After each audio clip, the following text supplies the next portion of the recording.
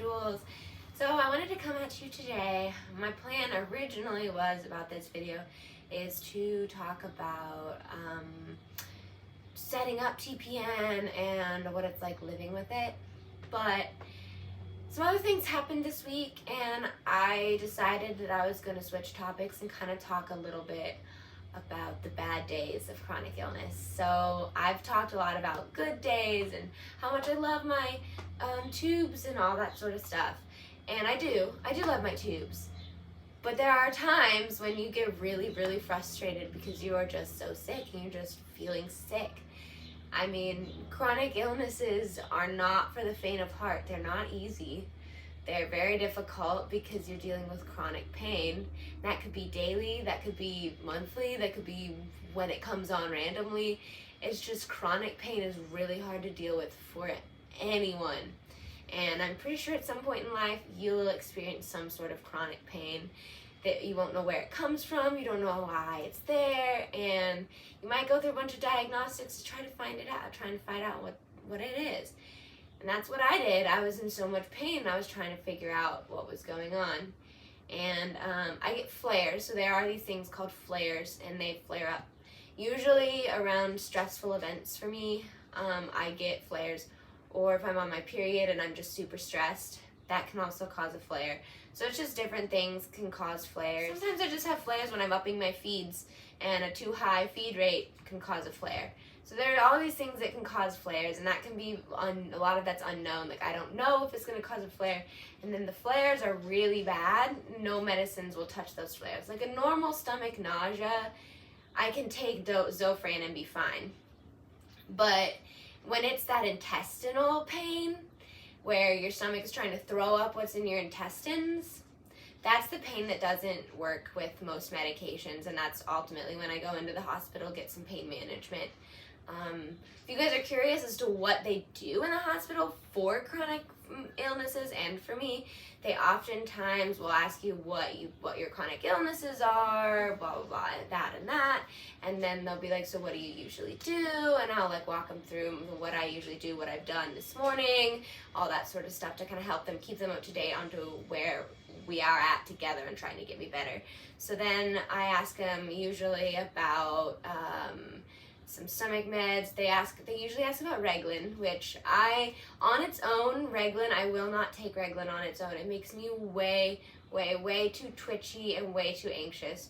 So they usually combine it with Benadryl and Ativan to kind of help with the anxiety that I get when I take Reglan. But the Reglan is supposed to speed up the digestion a little bit and help it. But I can't take that pill every day, obviously, because it would cause my anxiety to be way too high and the twitchiness. And it's just not good to just be constantly trying to, balance it out with Benadryl and Reglan. So I try to just stay away from Reglan unless it's in the hospital. The other thing they gave me is fluids, so that was really helpful because I've been having... So there are a few things I know I can tell when I'm not tolerating my tube feeds. I have really bad diarrhea. I also get like the throw up of what's in my intestines. I throw up lots of bile, and I'm just in a lot of pain because my intestines are very tight, and they're just like, it's like a rock. They're like a rock. So it just hurts.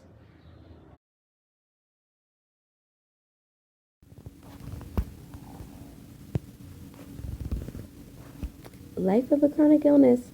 I had to call off work today. We'll see if I make it in on Wednesday, but here's to hoping that this flare can be under control in the hospital. I don't know if they're going to admit me or not, but we shall see what happens. I at least feel less nauseous and less in pain than when I first came here, so that is good. They gave me some anxiety medications and Benadryl, and I just feel a lot better now.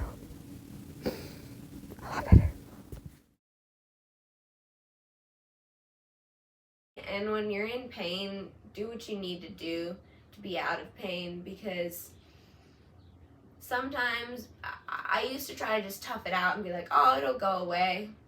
And then I found out that I had sepsis. And so now whenever I get into those pain where I'm like, oh, I can just wait it out. I'm like, no, just go into the hospital just to make sure that everything's fine, that everything's good, and that, like, it's probably just a flare, but just go in and get checked and make sure, because it could be sepsis. So I like to do all that and just be safe with myself and take care of myself, because that's all I really can do with a chronic illness, is just be as healthy as I can with my chronic condition, and I really try to do that. Same with my mental stuff. I try to always do the best to take care of myself mentally and physically, so that I can just be the best person for myself and for others. So I really hope you enjoyed this video, and remember, chronic illnesses aren't always easy, but pain, that severe pain that we get as chronic illness, never lasts forever. I just want to leave it on that. Remember, pain does not last forever, even if you feel like it does. Hope you guys stay strong, and if you're sick, feel better. Love you all.